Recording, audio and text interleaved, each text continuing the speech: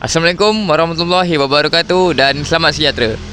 Hari ini saya dan kumpulan saya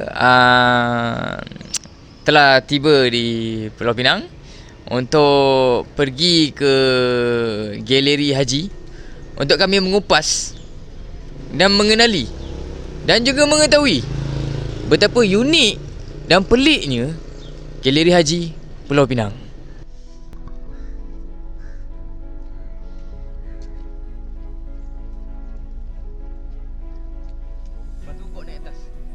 Sekarang kita sedang berada di Galeri Haji Pulau Pinang. Jadi tanpa memasa kita akan masuk dan terjah kita akan menyelami segala info maklumat berkaitan dengan Galeri Haji. Ayo. Inilah suasana di dalam galeri haji yang telah kami jejaki. Banyak info dan maklumat serta barang peninggalan warisan yang dapat kita hayati daripada sejarah. Jom tengok dengan lebih mendalam. Jadi saya akan menerangkan tentang second Jeddah, iaitu Pening adalah menjadi salah satu tempat untuk orang berkumpul untuk pergi menunaikan haji dengan menaiki kapal. Jadi antara negeri-negeri yang datang ke Pening untuk berkumpul untuk menunaikan haji adalah negeri-negeri Perak, Kelantan, Terengganu, Perlis, Kedah.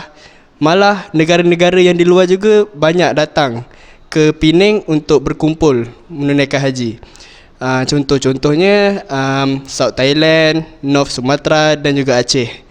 Jadi saya akan tunjukkan salah satu tempat, iaitu di Pening, Lubuk Aceh. Jadi mari kita saksikan.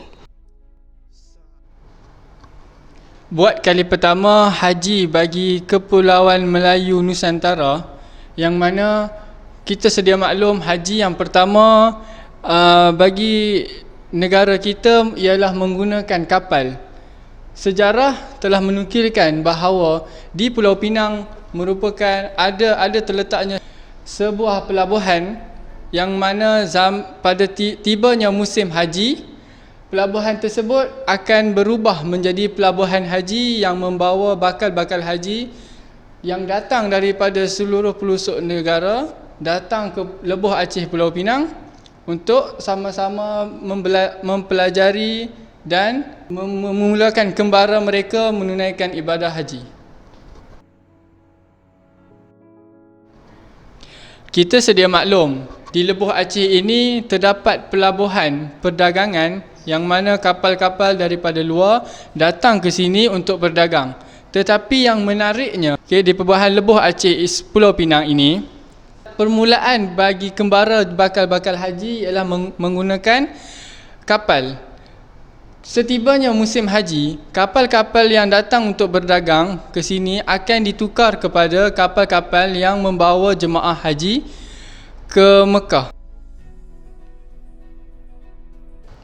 Kembara bakal haji menggunakan kapal banyak melalui pahit manisnya, seperti mana contoh ada bakal-bakal haji yang meninggal ketika dalam perjalanan mengerjakan haji, maka beliau akan menguruskan jenazah dengan hanya memasukkan jenazah tersebut ke dalam peti yang berbentuk keranda dan diikat besi pada betis lalu ditenggelamkan.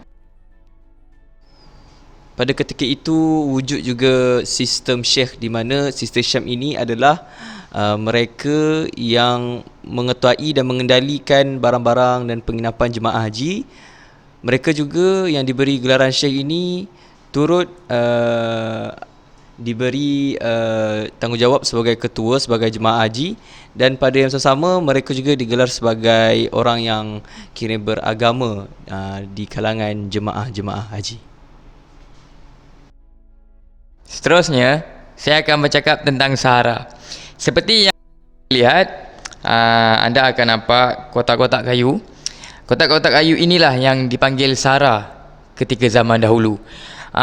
Dahulunya orang-orang pada zaman dahulu akan meletakkan makanan, pakaian dan juga bahan masakan ke dalam Sahara sebagai bekalan mereka di atas kapal selama 2 bulan untuk pergi ke Tanah Suci Mekah. Sekarang kita akan ke Masjid Melayu Jamek yang menjadi perhentian seketika sebelum menaiki kapal. Di sana jugalah para jemaah dapat membeli barang keperluan, makanan, minuman, bahan memasak serta dapat berdagang sementara menunggu kapal sampai. Malah, sofi menjahit juga disediakan untuk memudahkan urusan setiap pengunjung yang memerlukan. Masjid Melayu Lebuh Aceh Pulau Pinang mempunyai hubung kait rapatnya dengan rukun Islam yang kelima, yakni ibadah haji.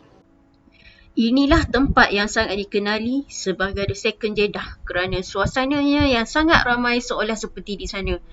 Percaya atau tidak, para jemaah boleh mendapatkan ilmu berkaitan haji di masjid ini pada zaman tersebut. Masjid ini dibina pada tahun 1808 oleh Tunku Syed Husin Al-Aidid, yang mana masjid ini merupakan tempat utama bagi jemaah-jemaah haji yang bakal mengerjakan ibadah haji pada musim tersebut, di mana mereka datang ke sini bermalam dan belajar ilmu-ilmu agama berkaitan dengan ibadah haji bagi meneruskan ibadah mereka. Dan masjid ini berusia lebih daripada 200 tahun dan dia diiktiraf oleh Akta Warisan Kebangsaan. Ruang masjid ini mampu menampung sebanyak 1,000 orang jemaah untuk menunaikan solat fardu dan seterusnya solat-solat yang lain, di mana kita mampu lihat di ruang utama mampu menampung sebanyak 300 orang, di luar sebanyak 700 orang jemaah. Selain termasuk sebagai tempat sejarah di dalam World Heritage, masjid ini tidak boleh diubah suai untuk mengekalkan bentuk dan tradisi yang sekian lama dipelihara. Inilah warna asli yang dikekalkan dari dahulu sehingga kini. Kesimpulan yang boleh kita lihat di sini, sepanjang perjalanan kita daripada awal sehingga akhir, kita dapat melihat betapa dahsyatnya kesungguhan orang terdahulu untuk tetap melaksanakan rukun yang kelima, iaitu menunaikan haji. Meskipun mereka berada di dalam kekurangan, tapi itu tidak menghalang mereka untuk tetap melaksanakan dan menjejakkan kaki di Mekah. Anda pula perlu menjejakkan kaki di sini dan melihat sendiri bagaimana orang dahulu melaburkan duit dan titik peluh mereka demi untuk meraihkan keredaan Allah. Sekian, itu saja. Jangan lupa untuk datang ke galeri ini.